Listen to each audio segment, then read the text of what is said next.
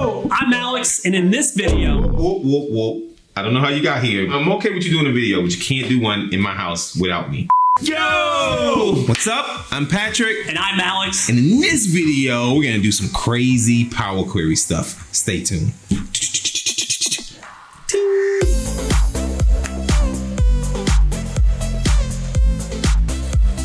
If you find this for the very first time, be sure to hit that subscribe button to stay up to date from all the videos from Poe, Alex, Adam, and this guy. All right, Alex. Yes. You're in the cube. I'm in the cube. And I think finally. you broke in my house because you tried to do a video, but it's okay. It's okay. So, Alex, why don't you do a quick introduction? Tell everybody who you are before we get started. My name is Alex Powers. I work with Patrick and Adam on the Power BI Customer Advisory team.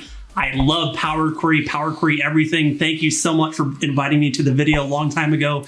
We did a lot of crazy complex M. Today, though, it's all GUI. It's all GUI. So, all right, Dax, but I don't like to write M. So, Alex, tell me about what we're going to do today. So a lot of business users like to maybe have tables that they merge with kind of their databases. And then this way they might have a control table, filter out data that they don't need because I don't know SQL, they don't know SQL. They just want to merge it together. All right. So, Alex, enough of all this talking. You guys know I like to do a guy in the cube. Let's head over to my laptop. So Patrick, we've now connected out to a product table in our database. Here on the right-hand side, we have these awesome query folding indicators. We can see that it's green. All of this is being sent back to the source system. If we were to right-click and do the view data source query, all right. Look at that beautiful SQL. So you're telling me we didn't break the fold? No folding has been broken as of yet. All right. Are we going to break the fold? There's only one rule.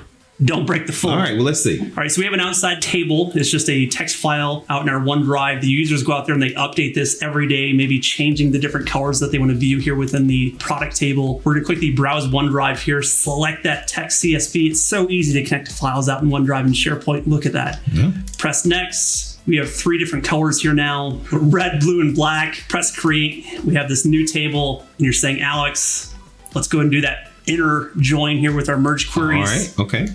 So only the matching rows. So between our color here, our inner here, press OK. Only the matching rows. I confirm now in this column, red, blue, and black. What are you noticing? Right-hand side. I'm noticing this little like table thing. Why is it showing that? Yeah, so that was just part of our join here. So matching their rows for that record. Oh, We're to click in the white space, we see that data preview. Yep. More importantly, on the right-hand side, what did you see? We broke the fold, Alex. I thought you said that was the #1 rule, is not to break the fold. But it feels innocent.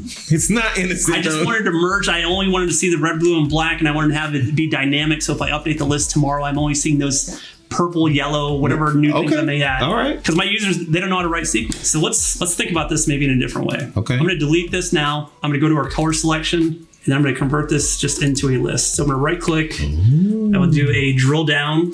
So now I have a list of items. If I go to my sales LT product, I click on this color column here now. Text filters, very bottom here, in or not in. Oh, it's like SQL in statement. So let's do in. Yeah. Choose list or parameter. Look at this drop down, select a query. If I notice the icon, it is a list. Yep. I'll click on this now. Color selection, press OK. Right hand side, what did you notice? Wait a minute. Did you see that? Did you see that? Right click, view data source query. We didn't break the fold. It wrote the end statement here for us just using the GUI. We ended up at the same result though, right? Yep, but now it's sending it back to the source. You know, what I think is interesting about this, Alex, is I can drive that filter externally now. Yes. So if I go change the colors that's in that list, when I refresh, it's just going to pull in just those colors. Yep. This is amazing, Alex. Anything else? Save and close, don't break the fold. Save and close, don't break the fold. All right, what do you think? You got any questions? You got any comments? Do your users want to drive the filters of their data from an external source? Well, in this video, we showed you. You know what to do if you have questions or comments. Post it in the comments below. If it's your first time visiting the Guy in the Cube channel, hit that subscribe button, like this video, big thumbs up. As always, from Alex and myself, thanks for watching. We'll see you in the next video.